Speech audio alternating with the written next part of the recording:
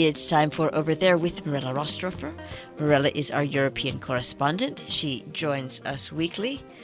She is with us today from an unexpected snow, and because my view is better her than us, I may be more cheerful than she is. Hi, Mirella. How are you? Hi, Jill. Very well, thank you. Yes, from a very, very snowy Switzerland today. A beautiful landscape. I'm going to give a few updates on COVID, but also on the referendum that we talked about a week ago and its results. And if we have time, about some topic in France as well. So, because we are talking about snow, that's the perfect way to introduce the issue that Switzerland had with other European countries this past week related to COVID-19. Because, as you know, the numbers have increased dramatically since a few weeks, even though luckily in some parts of Europe it is already relatively better and a little bit more under control. But the bottom line is that until the vaccine is ready and available to a majority of people, the only way to stop the spread is basically to be very careful.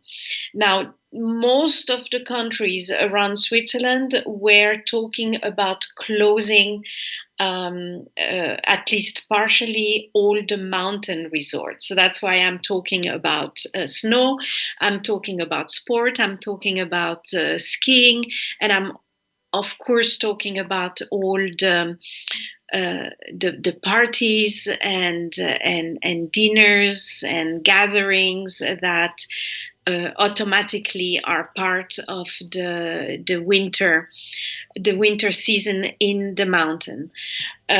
So Italy specifically wanted to absolutely completely close the mountain resorts. Germany as well, and the only issue there is that Switzerland was thinking of doing exactly the opposite. They were ready to keep all the resorts open in Switzerland. That would, of course, mean that all the German people who want to have a holiday in the mountain, as well as the Italian or the Austrian, they would basically gather and come to Switzerland, which is on one hand something that the people who live from that kind of business in the mountains was almost looking forward to. On the other hand, that definitely means that people are going to infect each other, and by going home after a week or two would naturally spread that all over of Europe again. As we know, that happened last January, February in Austria. One little village, one little skiing resort happened to be a super spreader event where people had a lot of contacts. They had all these après-ski events, as we call them, and that was the source of an enormous contagion in Europe. This is exactly what many European leaders want to avoid this year.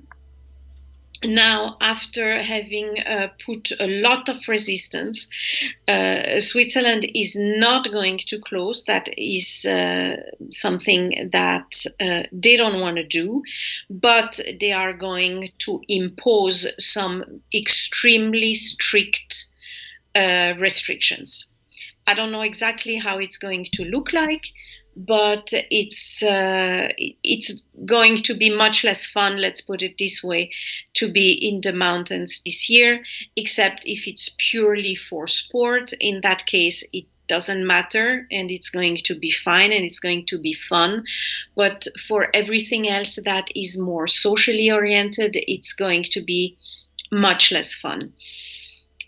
Considering that, for example, it has been now decided that for Christmas, only 2 households are allowed to meet for a Christmas gathering, I suppose that it's going to be as strict, if not stricter, in the mountains. It really means that for the families who have, for example, many brothers and sisters, it will not be possible to all meet, and they will have to decide which part of the family meet in order to keep these 2 households rule valid. So that's it for Christmas. And for the skiing holidays, it doesn't look that bright. But on the other hand, ski resorts are really well known for having people very close to each other. There is also in many places not so much space. So if you want it or not, that's how it is. And it makes a lot of sense to pay attention to that. Now, going back to the referendum we were talking about last week, it was about having a new law forcing big corporations that have big companies abroad, particularly in third world countries, to be held responsible if they break a Swiss law. That would have meant basically that if a company goes to X country and pollute, for example, a river, then even if that country would not have a law against that, the corporation or the big company would have to answer to the Swiss justice for that pollution. It has been refused. The referendum has been refused, but really very, very, very tight. It could not have been tighter. So there is a lot of disappointment because one has to consider that when you have 50% of the people who voted one way and the other side winning, that obviously means that there are a lot of disappointed people. But this is exactly how democracy in Switzerland work, and I am absolutely convinced that new referendums in that same direction will take place, maybe with some modifications in order to make them more successful. It was a really very interesting experience, though, because at the very beginning it looked like it was going to pass. But then the other side made a major campaign convincing a lot of people that by doing so they would jeopardize the money of their own pension, because a lot of pension funds have actually shares in those companies, and basically if those companies would do worse, it would also mean getting less money at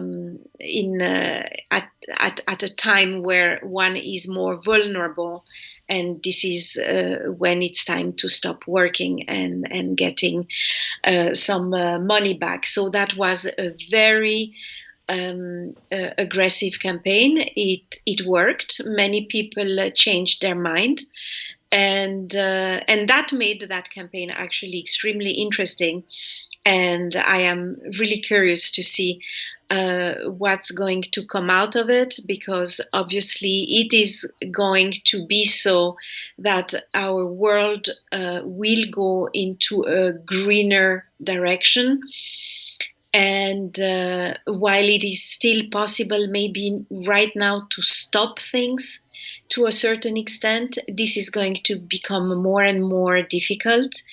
The world is changing. The world is definitely changing. And it's just a question of speed right now. Thank you very much, Mirella Rastorfer. Over there. My pleasure.